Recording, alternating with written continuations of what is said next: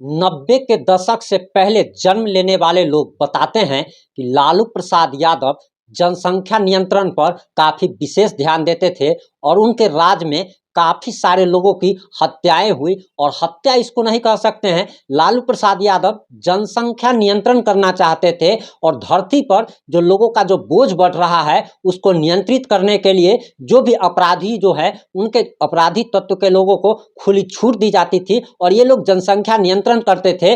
और माननीय बिहार के उप मुख्यमंत्री तेजस्वी यादव भी अपने पिता की राह पर हैं और कहा तो यहाँ तक जाता है कि लालू प्रसाद यादव जिस माय समीकरण का दावा करते हैं उसी माय समीकरण के मुसलमान और यादव सबसे ज्यादा उनके राज्य में उनकी हत्याएं हुई थी। और यही बिहार के माननीय उप मुख्यमंत्री तेजस्वी यादव जी के राज्य में भी हो रहा है कि पूरे बिहार में हर एक जाति के लोग मर रहे हैं, लेकिन सबसे ज्यादा लोग अगर मर रहे हैं तो वो यादव जाति से हैं। और बिहार में दर्जनों हत्याएं, लूट, बलात्कार, अपहरण रोज की घटनाएं हो रही है। अब तो ये बताने में भी थोड़ा इरिटेशन लगता है कि क्या आप लोग को बताएं कि रोज वही बात कि रोज हत्या हुई, रोज हत्या हुई। तो अब तो ये हत्या सुन करके ऐसा लगता है कि जैसे कहीं पे मुर्गा कटा हो। अब वो बात हो गई है, क्योंकि कोई भी चीज एक बार होती है तो आपको लगता है, लेकिन बार बार वही चीज अगर होती है तो आप भी इसकी आदत आपको पड़ जाती है। अब उसकी आदत पड़ गई है, अब कहीं से भी हत्या और मौत की सूचना आती है तो हम ज्यादा उत्सुक नहीं होते हैं, ज्यादा कोई बेचैनी नहीं होती है, बल्कि ये आम दिनों की तरह आम बात हो गई है। अब बिहार की राजधानी पटना में अंधाधुंध फायरिंग की गई है और कुर्जी इलाके में नीलेश यादव पर अपराधियों ने ताबड़तोड़ गोलियां बरसाई। और नीलेश यादव कोई मामूली व्यक्ति नहीं है, बल्कि कुर्जी इलाके के दबंग व्यक्ति माने जाते हैं। वे खुद जनप्रतिनिधि रह चुके हैं और उनकी पत्नी भी जनप्रतिनिधि है। और आखिर पूरा मामला क्या है हम आपको बताने जा रहे हैं। वहीं छपरा में सिपाही की गोली मारकर हत्या कर दी गई, यानी कि जिनको रक्षक कहा जाता है, जिस राज्य में रक्षक ही सुरक्षित नहीं है, वो तमाम बातें हम आपको बताने जा रहे हैं।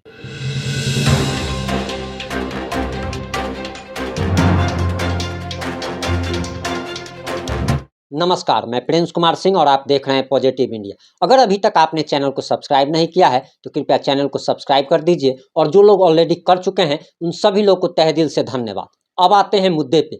बिहार में महाजंगल राज है, ये आप सभी जानते हैं, लेकिन अब तो इसकी आदत लोगों को पड़ चुकी है और ऐसी घटनाएं, अब हत्या जो है वो हत्या न होकर के लगता है ऐसा कि जैसे कोई मच्छर मर गया है, जैसे कोई मक्खी मर गया है, उस तरीके की अब लोगों के दिमाग में आता है। पहले लोग सुनते थे कि हत्या हो गई है तो लगता था कि आज तो एक बहुत बड़ा कांड हो गया है, लेकिन अब दिन भर में 20 गो हत्या ही होगी, 10 हत्या ही होगी, 10 अपहरण ही होंगे, 10 बलात्कार ही होंगे, तो आपको क्या लगेगा?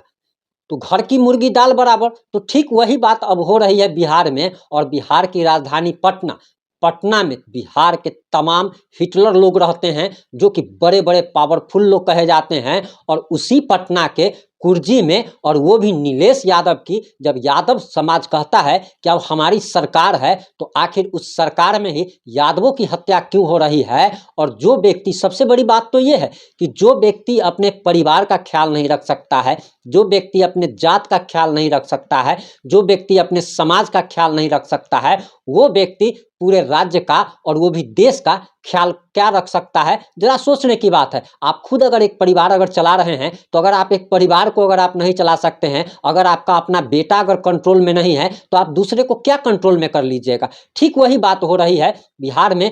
तमाम तरीके के वारदात हो रहे हैं, हत्या, लूट, अपहरण, बलात्कार। कल की रिपोर्ट में हमने आपको 26 ऐसी घटनाओं के बारे में बताया था जिसमें कहीं पे बलात्कार होता है, छोटी बच्ची के साथ होता है। और सबसे बड़ी बात तो यह है कि हमारे बिहार के मुख्यमंत्री, माननीय उप मुख्यमंत्री, बिहार के तमाम नेताओं को बिहार की घटनाएं दिखाई नहीं देती। उनकी नज़दीक की दृष्टि जो है वो कमज़ोर हो चुकी है। उन्हें दूर का कभी मणिपुर का दिखाई दे देता है, कभी राजस्थान का दिखाई दे देता है। तो सबसे पहले हम ये कहना चाहेंगे कि पहले लोग अपना घर सुधारता है भैया, पहले अपना घर सुधारिए, दूसरे का घर बाद में सुधार लीजिएगा। अपना जो है सो मतलब बेटी दूसरे के साथ भाग जाए, दूसरा का आप चिंता कीजिएगा, तो ये तो गजब मतलब दिक्कत वाली बात है ना। ये हमने एक उदाहरण दिया है, अगर किसी को बुरा लग गया हो तो उसके लिए हम क्षमा प्रार्थी है।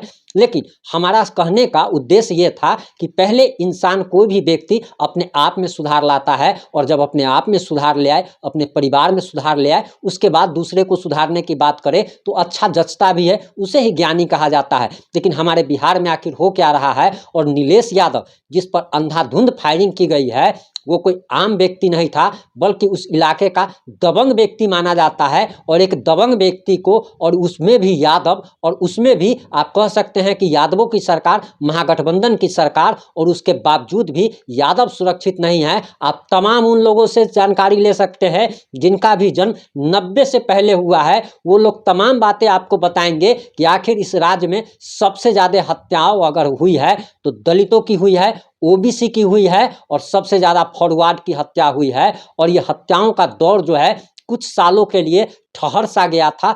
ऐसा नहीं था कि हत्याएं नहीं होती थी, साफ की साफ रुक गई थी, लेकिन इतनी मात्रा में भी नहीं होती थी। अभी तो ऐसा लग रहा है कि जैसे कहीं से भी समाचार खोलिएगा तो आपको ऐसे ही न्यूज आएगी, और कितना आपको हम हत्याओं और बलात्कार और अपहरण के बारे में बताते रहे कि ऐसी न्यूज सुन करके लोगों का मूड खराब हो जाता है, और मूड खराब नहीं करना चाहते, इसलिए तमाम तरीके की जानकारियां हम आप लोग को नहीं दे पाते हैं।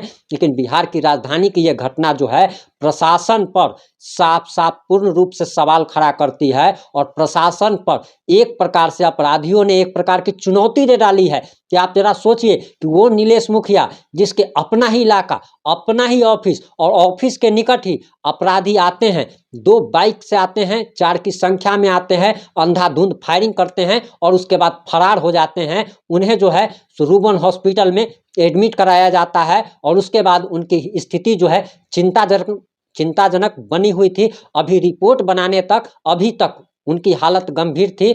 लेकिन कुछ भी हो सकता है, और जरा सोचने की बात है कि आखिर राजधानी में जब ये सब हो रहा है तो पूरे बिहार की क्या स्थिति होगी। और ये पटना की घटना है, बिहार के अनेक जिलों में, ऐसे गांवों में घटनाएं हो रही है जहां से समाचार आ तक नहीं पाता है। और दूसरी चीज आपको बताते चले कि दरअसल छपरा में भी एक घटना हुई है, और बताया जा रहा कि एक सिपाही की गोली मार करके हत्या कर दी गई है। और ये सिपाही की जब हत्या हो सकती है, पुलिस प्रशासन पर ये चुनौती अपराधी दे रहे हैं। बताया जा रहा कि छपरा जेल के सिपाही पर फायरिंग की गई, अंधाधुंध फायरिंग की गई है। ड्यूटी खत्म होने के बाद वो घर जा रहे थे, और इसी दौरान अपराधियों ने उन पर अंधाधुंध फायरिंग की, जिसमें उनकी मृत्यु हो चुकी है। वहीं बताया जा रहा है कि सिपाही जो है नालंदा के दीपनगर थाना क्षेत्र के रहने वाले थे।